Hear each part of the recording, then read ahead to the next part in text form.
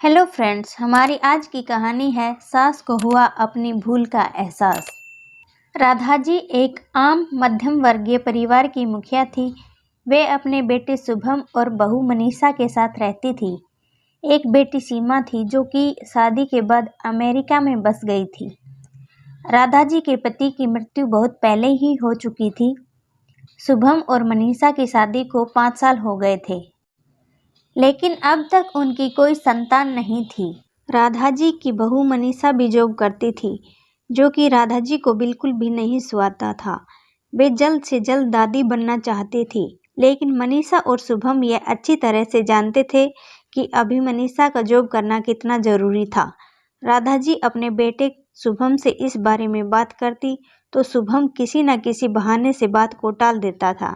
इसलिए वे मनीषा को ही परेशान करने के बहाने ढूंढती रहती थी ताकि वह अपनी जॉब छोड़ दे। और अभी कोरोना काल में तो मानो उनके मन की मुराद ही पूरी हो गई थी। हालांकि वे दिल की बुरी नहीं थी, लेकिन पोते की चाह में वे ना चाहते हुए भी ऐसा कर जाती थी। अपनी हम उम्र सहेलियों को दादी बनते देखकर उनका मन दुखी हो जाता था। उस दिन भी घर में ऐसा ही कुछ हुआ। ऑफिस में काम की वजह से मनीषा देर तक सोती रही और राधा जी को अच्छा खासा मौका मिल गया। ये क्या बहू, अभी तक सो रही हो? पता है सुबह के 10 बज गए हैं। शुभम भी बेचारा कब से उठकर ऑफिस के काम पर लग गया है और तुम हो कि अभी तक सोई पड़ी हो। चलो अब उठकर सबके लिए चाय नाश्ता बना लो। मुझसे कुछ हो नहीं पाता है, वरना मैं तुम्हारे भरोसे कभी ना रहती, खुद ही सब कर लेती। सॉरी माँ जी। वह देर रात तक काम चलता रहा, इसलिए सुबह सुबह ही सो पाई थी, इसलिए समय का पता ही नहीं चला। आप चलिए, मैं अभी जल्दी से आती हूँ। हाँ हाँ ठीक है, मेरा कुछ नहीं, पर शुभम को देख लो, उसे कुछ चाहिए तो नहीं? कब से उठा है बेचारा। हे भगवान, मुझे जल्दी से ठीक कर दे ताकि मैं अपने बेटे का ध्यान रख सकूं, राधा जी ने नाटकीय अंदाज में कहा। राधा जी ने अपनी बहू मनीषा को उठाते हुए कहा। मनीषा ने घड़ी देखी तो वाकई 10 बज गए थे। आज उसकी आंख कैसे नहीं खुली। वह जल्दी जल्दी अपने काम निपटाकर हॉल में आई तो शुभम अपने लैपटॉप के साथ ऑफिस के काम पर काम कर रहा था। उसने किचन में जाकर चाय नाश्ता बनाया और फिर रात के बर्तन साफ किए और झाड़ू पोछा करके नहाने चली गई। दरअसल कोरोना वायरस की बढ़ती बीमारी की वजह से शहर में पूरी तरह लॉकडाउन किया गया था, इसलिए काम वाली बाई भी नहीं आ रही थी। मनीषा खुद एक इंटरनेशनल कंपनी में काम करती थी। उसका ऑफिस टाइम निश्चित नहीं होता था, अधिकतर उसे देर रात में काम करना होता था। कल भी उसका काम देर तक चलता रहा, इसलिए वह देर तक सोती रही।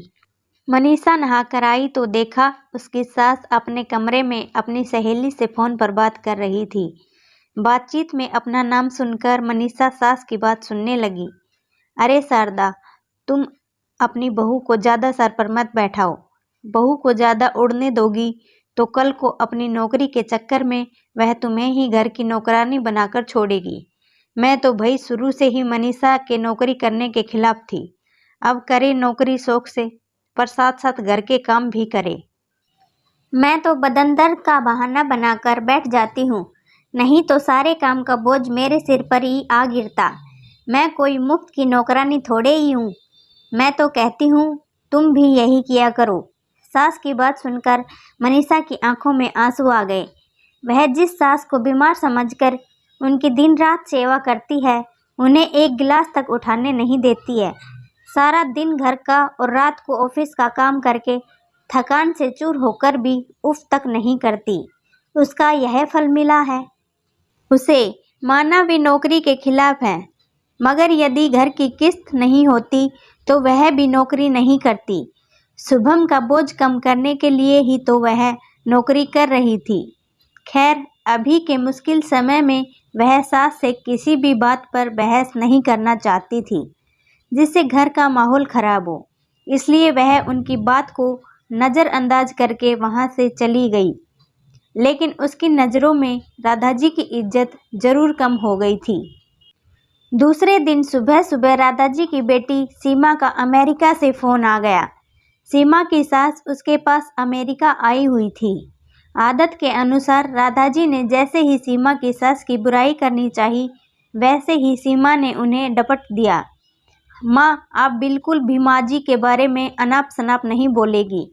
पता है आपके चक्कर में आकर मैंने उनके साथ कितना बुरा व्यवहार किया था, लेकिन आज मुझे उनकी कीमत पता चल गई है। तुम तो उनके यहाँ पर आने के कितने खिलाफ थी, मगर आज अगर वे यहाँ नहीं होती ना माँ, तो ना जाने हमारा क्या हाल होता। तुम्हें तो पता ही है कि मेरा नौकरी करना कितना ज़रूरी है। कोरोना ने यहाँ भी ऐसा कहर ढाया है कि घर से ही सब करना पड़ रहा है। किट्टू का बेबी केयर सेंटर भी बंद है। मैं और राजेश फुल टाइम बिजी रहते हैं। ऐसे में माँ जी ने ही अकेले किट्टू के साथ साथ पूरे घर का सारा काम संभाला हुआ है। मुझे कुछ भी नहीं करने देती हैं। अगर वे नहीं होती तो माँ हमारा क्या होता, यह सोचकर ही रोंगटे खड़े हो जाते हैं। सच में माँ, वे कोई साधारण महिला नहीं है, बल्कि मेरे लिए तो देवी के समान है। मेरे इतना अपमान करने के बावजूद। और सीमा रोने लगी। उसने फ़ोन कट कर दिया। सीमा की बात सुनकर राधाजी की भी आंखें भर आई। उन्हें अपनी भूल का एहसास हो गया था।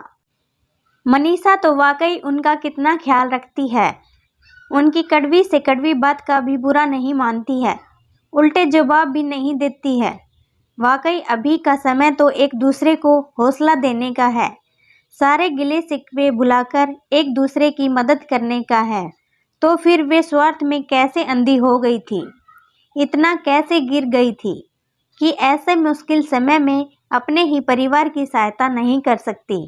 उन्होंने उसी समय मनीषा को बुलाकर उसके सिर पर प्यार से हाथ फेरते हुए कहा, मनीषा, आज से घर के कामों की आधी जिम्मेदारी मेरी रहेगी। मैंने आज तक तुम्हें जो भी कहा और किया उसके लिए सॉरी। चलो अब तुम जाकर आराम करो, खाना मैं बना लूँगी। इधर सास का बदला हुआ रूप देखकर मनीषा की आंखों में खुशी के आंसू आ गए और अपनी सास के प्रति उसके मन में फिर से पहले वाला सम्मान वापस आ गया था। शायद हमारे जीवन में मुश्किल समय आता ही इसलिए है कि हमें एक दूसरे की अहमियत का पता चले। अपनी गलतियों का एहसास होने और आगे बढ़कर माफ़ी मांगने से वाकई इंसान छोटा नहीं बल्कि बहुत बड़ा हो जाता है, राधा जी की तरह। तो दोस्तों, ये कहानी आपको अच्छी लगी हो तो वीडियो को लाइक और चैनल को सब्सक्राइब ज़रूर करें। धन्यवाद।